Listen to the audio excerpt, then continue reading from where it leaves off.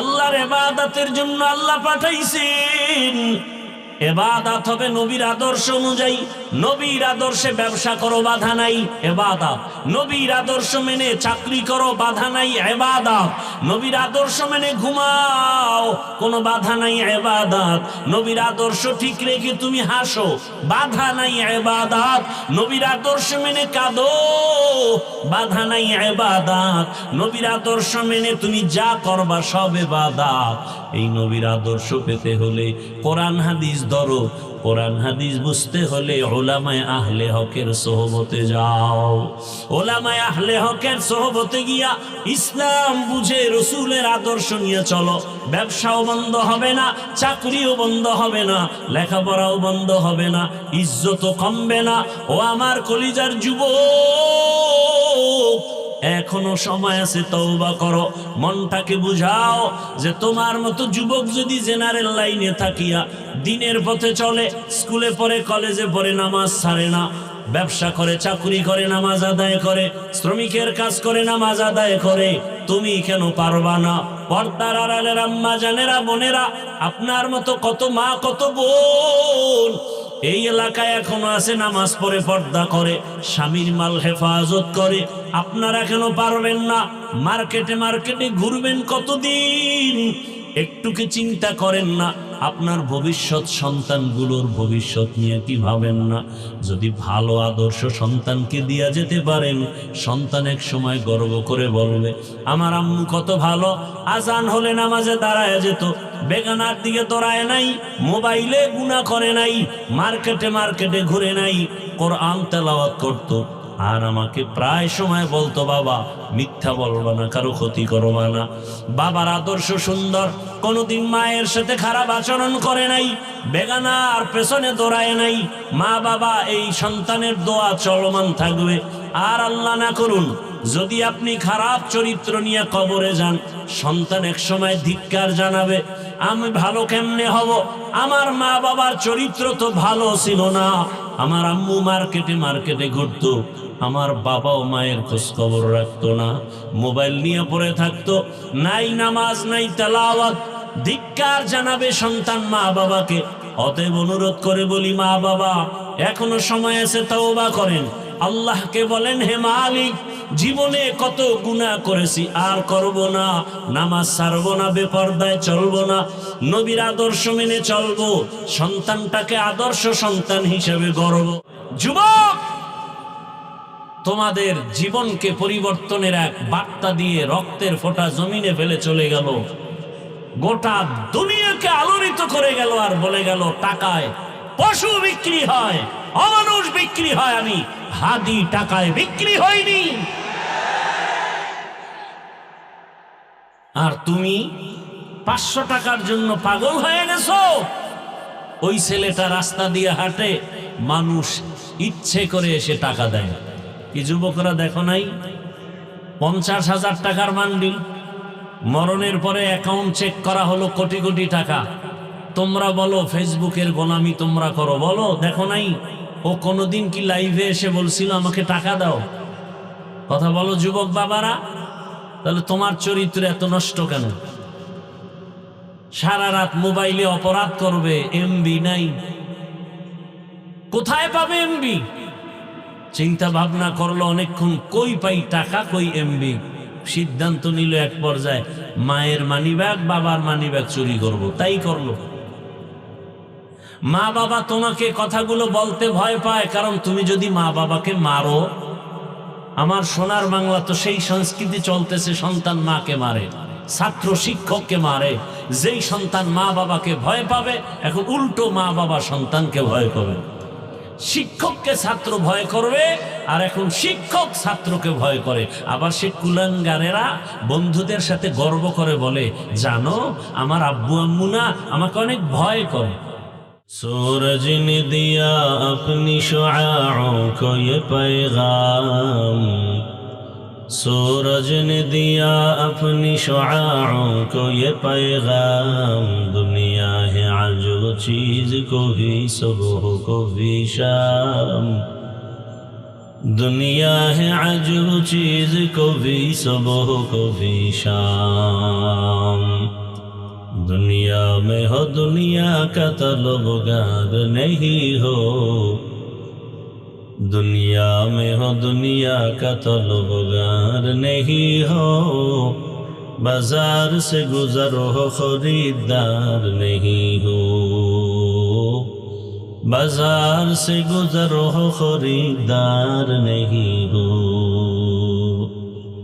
मकबूल है शाद है काबिल तो बहुत है, मकबूल है शाद है काबिल तो बहुत है, आईना के मानिंदे तू नहीं दिल तो बहुत है, आईना के मानिंदे तू नहीं दिल तो बहुत है।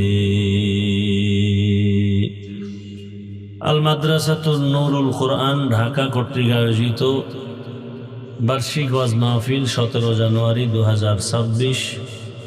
মহতি এ মাহফিলে উপস্থিত মোহতারাম সম্মানিত সভাপতি, প্রধান অতিথি, বিশেষ অতিথিবৃন্দ, হযরত উলামায়ে কেরাম, অত্র অঞ্চলের বিভিন্ন স্থান থেকে আগত আল্লাহ পাকের আশিকিন, জাকিরিন, শাকিরিন, মুহিব্বিন, মুরব্বিয়ানে আযম, কলিজার টুকরা আমার সমবয়সী যুবক বন্ধুগণ, স্নেহের ছোট ভাই, পর্দার আড়ালে মা বোনেরা,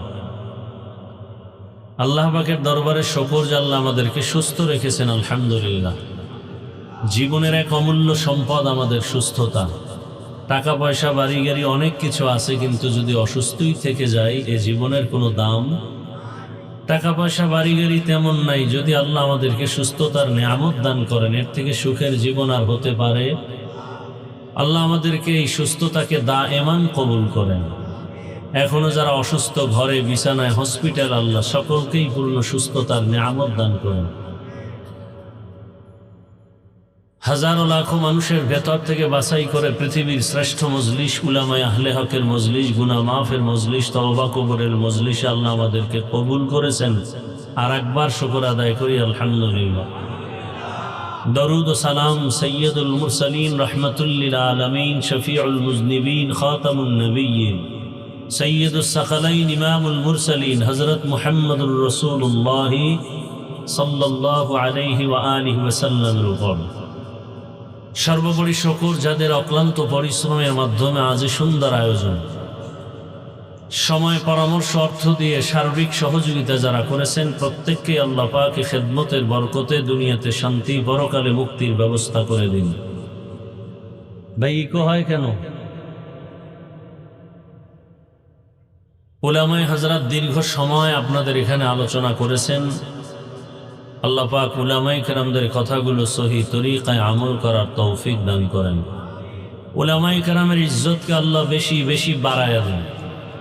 যারা চক্রান্ত করে আলেমদের বিরুদ্ধে, আল্লাহ তাদেরকে হেদায়াত দান করেন। পরিশেষে আমি আপনাদের দোয়া নিতে আসছি। খুব সংক্ষেপ 2-4টি কথা বলার নিয়তে কোরআনে হাকিমের এক আয়াত, রাসূলের এক হাদিস পড়েছি। ইখলাস রুহানিয়াতের সমন্বয়ে সহি নিয়তে, সহি তরিকায়, সহি কিছু কথা কোরআন সুন্নাহর আলোকে আমাকে বলার মতো, আপনাদেরকে শুনবার মতো রব্বুল আলামিন তৌফিক দান করেন। ওয়ামা খালাকতুল জিন্না ওয়াল ইনসা ইল্লা লিয়াবুদুন। আল্লাহ বলেন, আমি জিন ও ইনসানকে সৃষ্টি করি নাই, হ্যাঁ করেছি একমাত্র ইবাদতের জন্য। নবীজি বলেন, লা তাআতা লি মাখলুকিন ফি মাসিয়াতিল খালিক। আল্লাহকে অসন্তুষ্ট করে পৃথিবীর ভিন্ন কারো হুকুম মানা হারাম। আয়াত হাদিসের তর্জমা শেষ। হাদিসের উপরে 2-4 মিনিট একটু খেয়াল করি। নবীজি বললেন, আল্লাহকে অসন্তুষ্ট করে পৃথিবীর অন্যের হুকুম মানা হারাম। প্রশ্ন এখানে কয়েকটা। 1 নম্বর কথা হলো, আল্লাহর হুকুমকে অমান্য করে কারা, এ লোকগুলোকে আমাদের চিনতে হবে। দ্বিতীয়ত, আল্লাহর হুকুমকে অমান্য করে অন্যের হুকুম মানে সে অন্য কারা, তাদেরকেও চিনতে হবে। 3 নম্বর কথা হলো, আল্লাহকে অসন্তুষ্ট করা যাবে না, দুনিয়ার অন্যকে বেজার করা যাবে, আল্লাহকে অসন্তুষ্ট করা যাবে না কেন? এই 3 কথার জবাব দেওয়ার চেষ্টা করব। এরপরে সুযোগ থাকলে আয়াতের উপরে কিছু কথা বলব ইনশাআল্লাহ। যেই মানুষগুলো আল্লাহর হুকুমকে অমান্য করে, ইসলামের বিরুদ্ধাচরণ করে, লাইনচ্যুত হয়ে যায়, এই মানুষগুলো এক কথায় জবাব দুনিয়া লোভী, স্বার্থপর। দুনিয়া লোভী, সেটা হুজুরও হতে পারে, হুজুর ছাড়াও।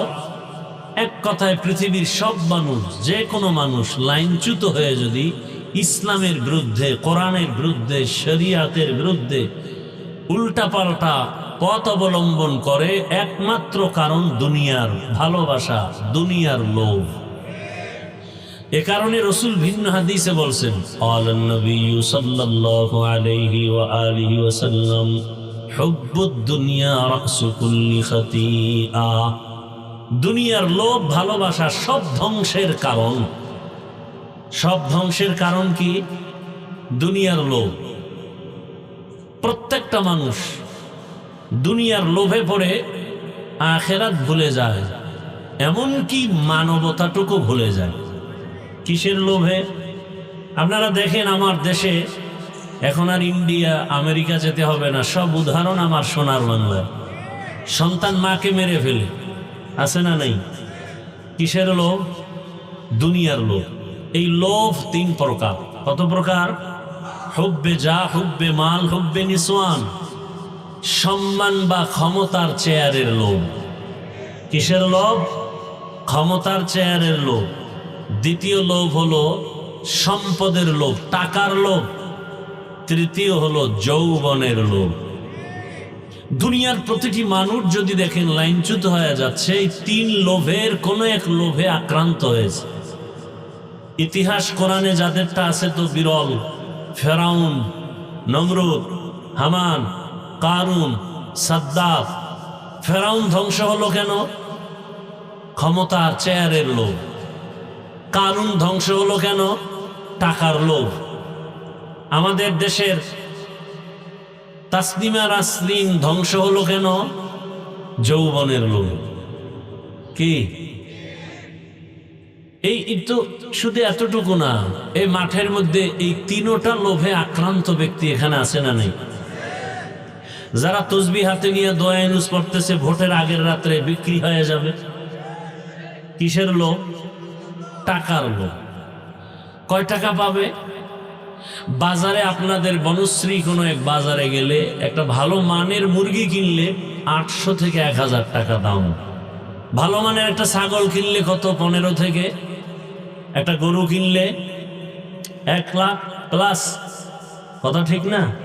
আর আমার সোনার বাংলার আশরাফুল মখলুকেরা ভোটের আগের রাত্রে বিক্রি হবে বাজার দরে 500 টাকা। তাহলে বোঝা গেল ছাগলের দামেও নেই। তাহলে ছাগলের থেকেও খারাপ, এটা গরুর চেয়েও খারাপ, এটা কুত্তার চেয়ে খারাপ। দলিল চাও, দলিল নাও। সূরা আরাফ 9 পারা। ওয়ালাকাদ যারানা লিজাহান্নামা কাসীরাম মিনাল জিন্নি ওয়াল ইনস লাহুম কুলুবুন লা ইয়াফকাহুনা বিহা ওয়া লাহুম আ'য়ুনুন লা ইউবসিরুনা বিহা ওয়া লাহুম আযানুন লা ইয়াসমাউনা বিহা উলাইকা কাল আনআমি বাল হুম আযাল উলাইকা হুমুল গাফিলুন।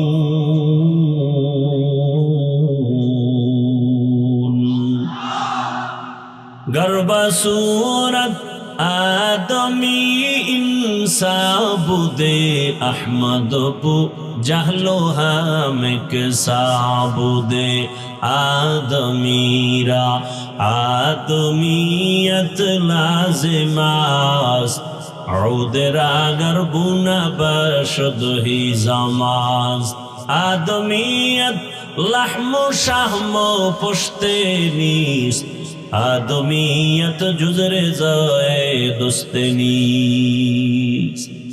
আল্লাহ বলেন অধিকাংশ মানুষ জাহান্নামে যাবে। কম না বেশি? অধিকাংশ মানুষ জাহান্নামে যাবে। কেন? আল্লাহ বলেন আমি তাদের গবেষণা করার মতো কল্প দান করেছি, কিন্তু মানুষ গবেষণা করে না। গবেষণা করবে। এত সুন্দর আসমান কে সৃষ্টি করেছেন? এত সুন্দর মানুষ কে বানিয়েছেন? এত সুন্দর সূর্যের আলোকে দিতেছেন, চাঁদের আলোকে দিতেছেন। এত সুন্দর জমিন কে সৃষ্টি করেছেন? গবেষণা করে করে বান্দা ওই আল্লাহর কাছে মাথা নত করবে। বান্দা গবেষণা করে না। আমি আল্লাহ চোখ দিলাম দেখার জন্য, মা বাবারে মন ভরে দেখো সওয়াব হবে, দেখে না। আল্লাহর কোরআন খুলে খুলে তাকায় তাকায় দেখো সওয়াব, বান্দা কোরআন খুলে তাকায় দেখে না। আলেম দেখো সওয়াব, আল্লাহর কুদরত দেখো, বাইতুল্লাহ দেখো সওয়াব। বান্দা চোখ দিয়া আল্লাহর কোরআন দেখে না, বাইতুল্লাহ দেখে না, বরং রাতের বেলা দরওয়াজা জানালা বন্ধ করে মোবাইল সামনে নিয়ে সারা রাত গুনাহ দেখে কাটায়। আমি আল্লাহ এদেরকে কান দিলাম শোনার জন্য। কিসের আওয়াজ শুনবে? বলে আজানের আওয়াজ, তেলাওয়াতের আওয়াজ, উলামায়ে কেরামের আওয়াজ, ইসলামের আওয়াজ। কিন্তু বান্দা শুনে শুধু গানের আওয়াজ, গীবতের আওয়াজ, মিথ্যা আওয়াজ। আল্লাহ বলেন উলাইকা কাল আনআম, এরা চতুষ্পদ জন্তু, বাল হুম আদাল। আল্লাহ বলেন এই চতুষ্পদ জন্তু থেকেও তারা খারাপ। উলাইকা হুমুল গাফিলুন, তারা জাহান্নামী।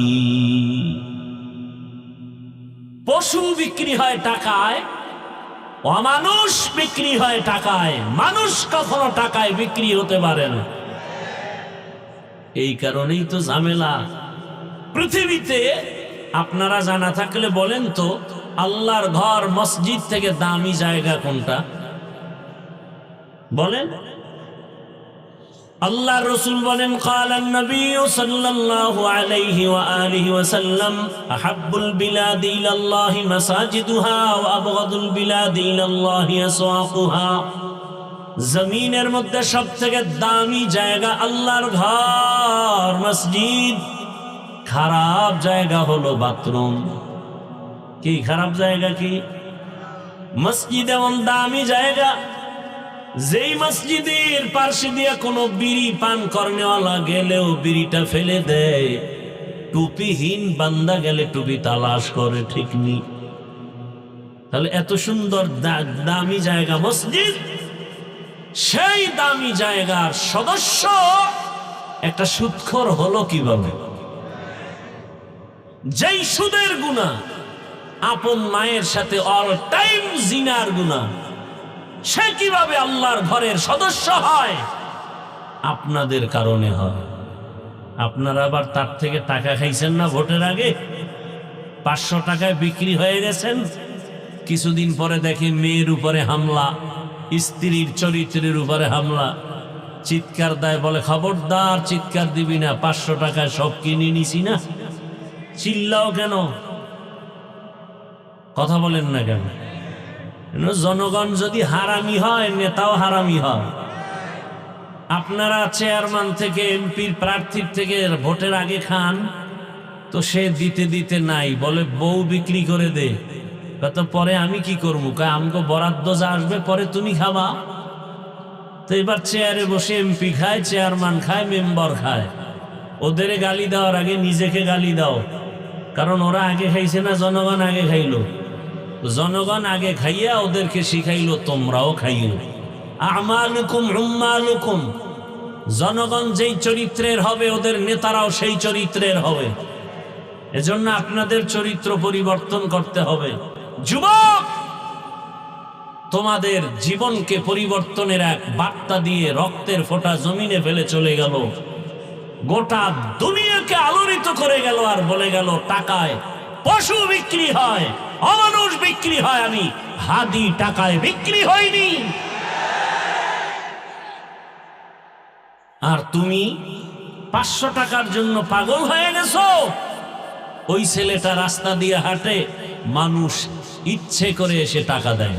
কি যুবকরা দেখো নাই? 50,000 টাকার মান্ডিল, মরণের পরে অ্যাকাউন্ট চেক করা হলো কোটি কোটি টাকা। তোমরা বলো ফেসবুকের গোলামি তোমরা করো, বলো দেখো নাই? ও কোনোদিন কি লাইভে এসে বলছিল আমাকে টাকা দাও? কথা বলো যুবক বাবারা। তাহলে তোমার চরিত্র এত নষ্ট কেন?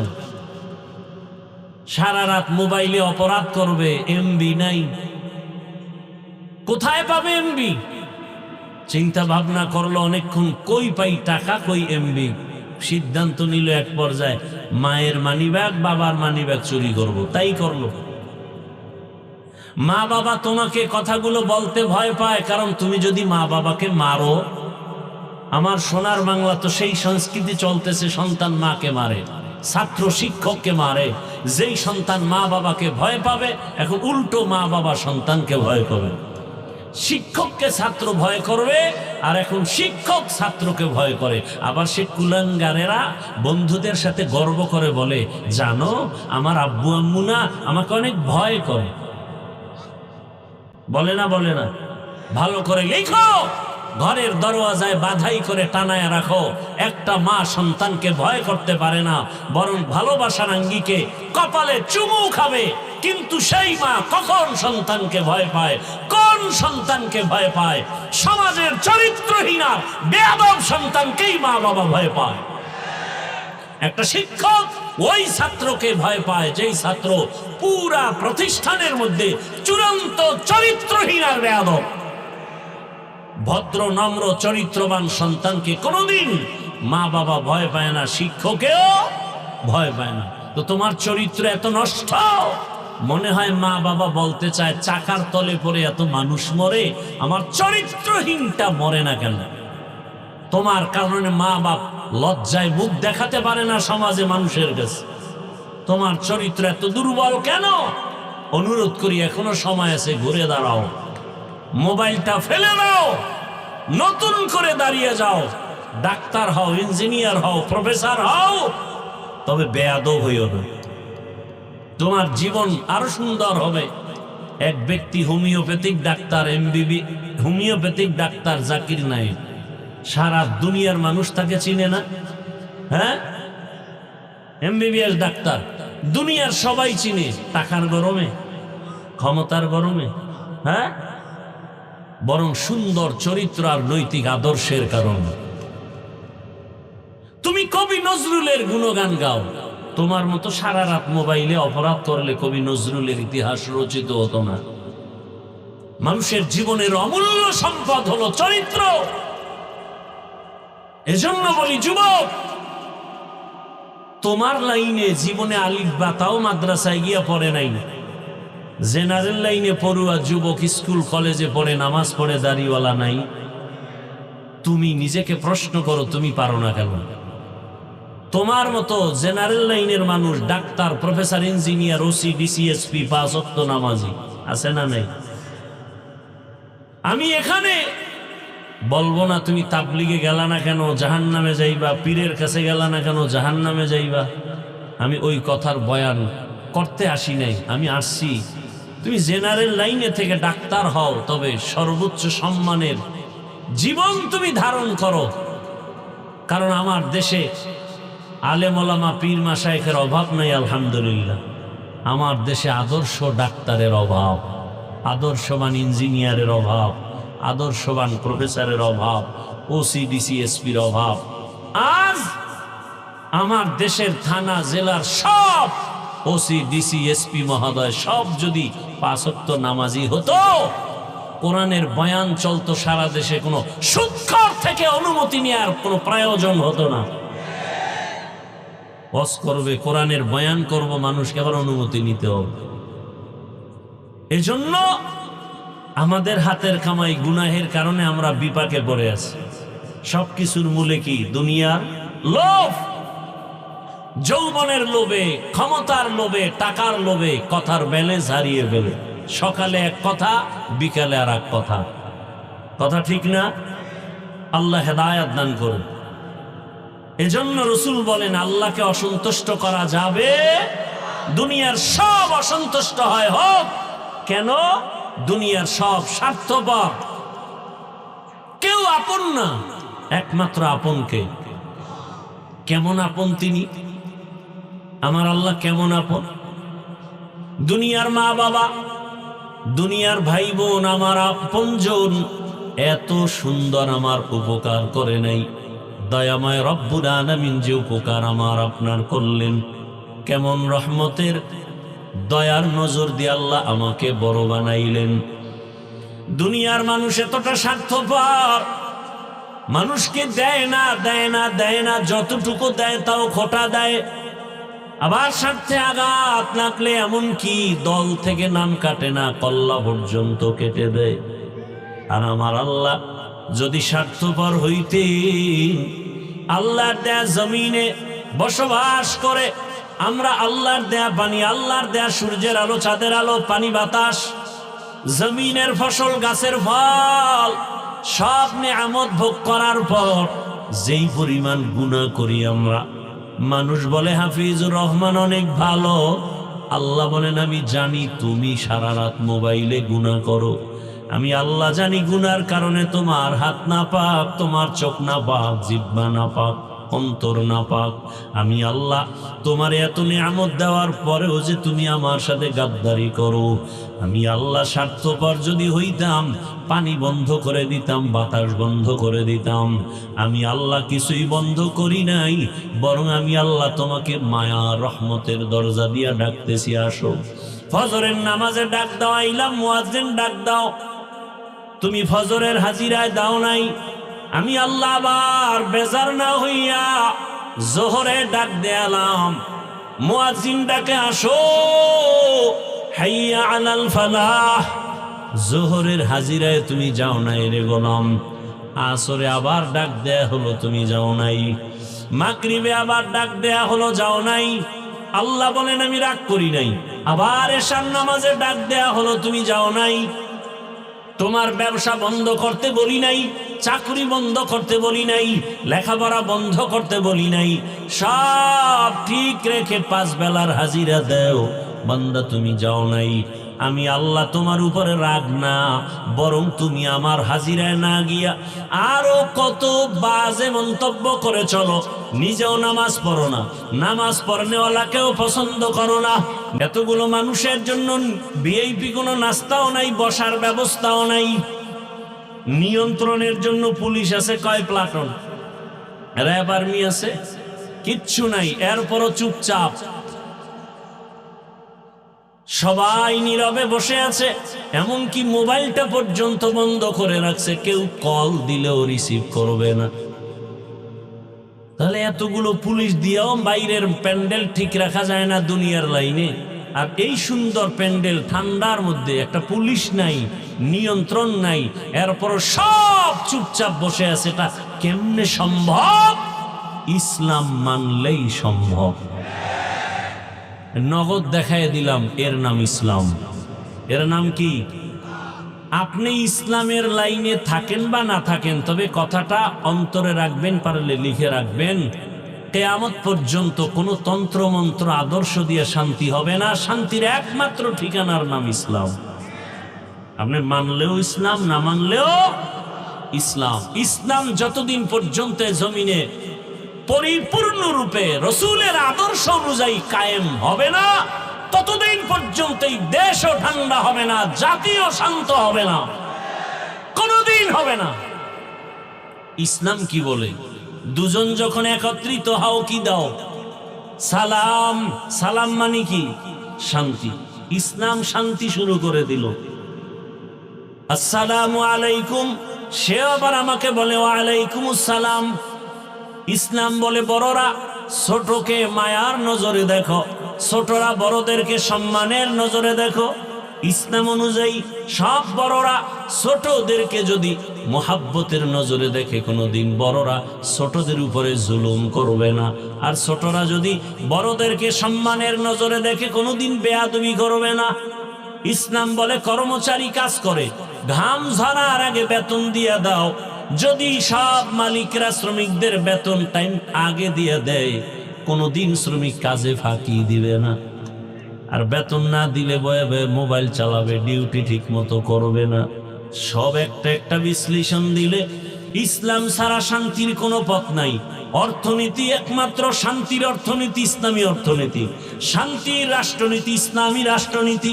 শান্তির একমাত্র পরিবার নীতি ইসলামী পরিবার নীতি। ইসলামে নাই এমন কোন কল্যাণমুখী কর্মসূচি হতে পারে? আমরা বুঝি না, আলোচনা নাই।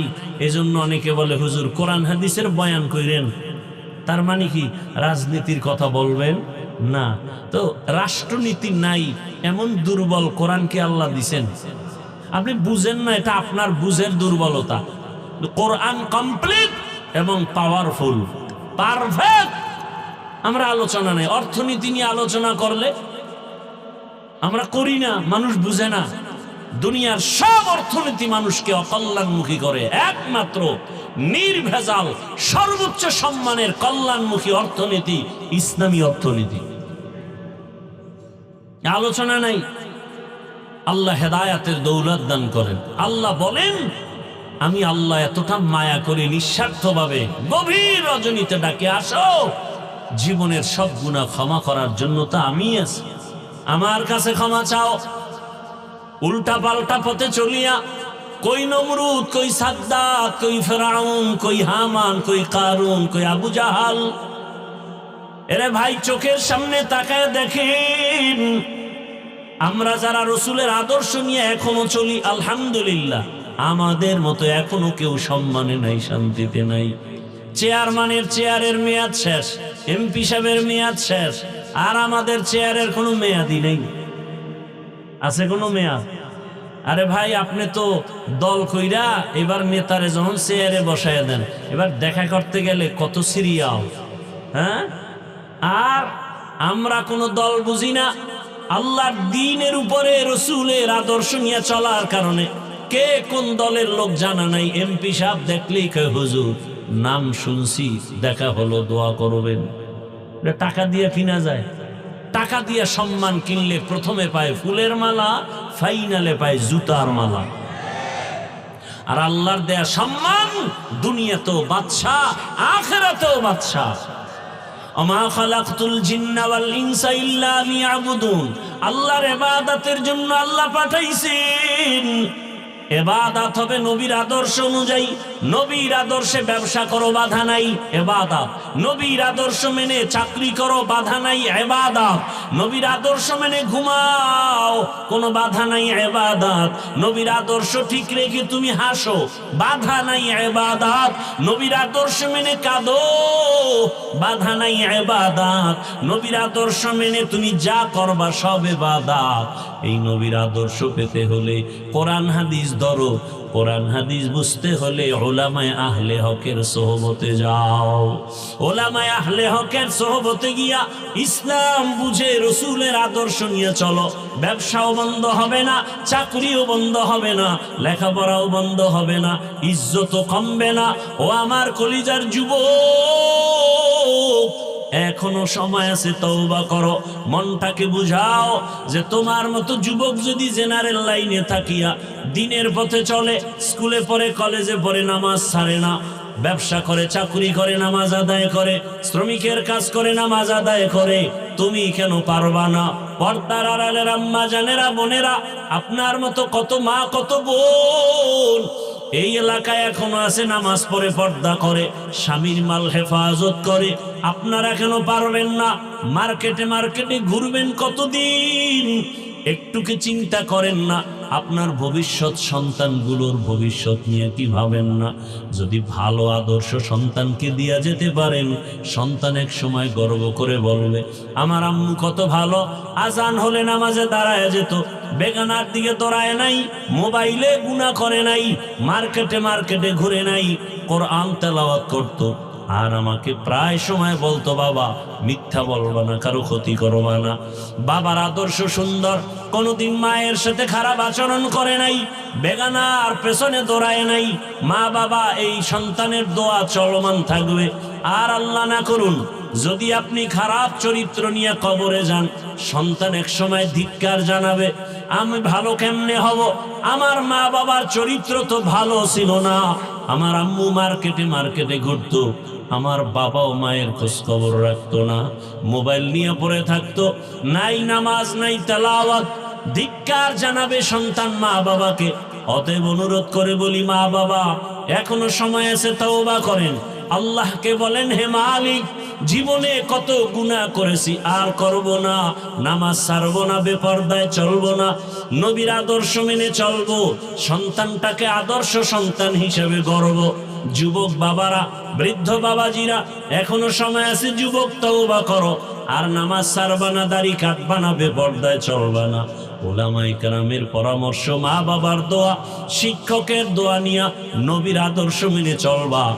তওবা করার মতো যদি অন্তর তৈরি হয়, মুনাফিকি যদি না থাকে, খাঁটি তওবার নিয়তে দুটো হাত আল্লাহকে দেখায়া দেই। আয় আল্লাহ, হাতগুলো কবুল করে নেন, তওবা কবুল করে নেন। তওবার উপরে মজবুত হইয়া ইবাদত করার আমাদের তৌফিক দান করেন, আমিন। আলহামদুলিল্লাহি রাব্বিল আলামিন। والصلاة والسلام على سيد الأنبياء والمرسلين وعلى آله وأصحابه أجمعين. يا أرحم الراحمين، يا أرحم الراحمين، يا أرحم الراحمين. رب ارحمهما كما ربياني صغيرا. اللهم إنك عفو كريم تحب العفو فاعف عنا. اللهم إنا نسألك رضاك والجنة ونعوذ بك من سخطك والنار. اللهم إنا نعوذ بك من البرص والجنون والجذام وسيء الأسقام.